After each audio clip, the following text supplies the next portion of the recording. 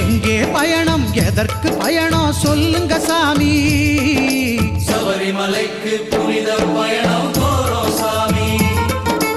எங்கே பயணம் எதற்கு பயணம் சொல்லுங்க சாமி. சபரிமலைக்கு புனித பயணம் போறோம் சாமி. யாரை காண சொல்லுங்க சாமி. ஹரிஹர புத்திரன் ஐயனை காண போறோம் சாமி. ஹரிஹர புத்திரன் ஐயனை காண போறோம் சாமி. எங்கே பயணம் எதற்கு பயணம் சொல்லுங்க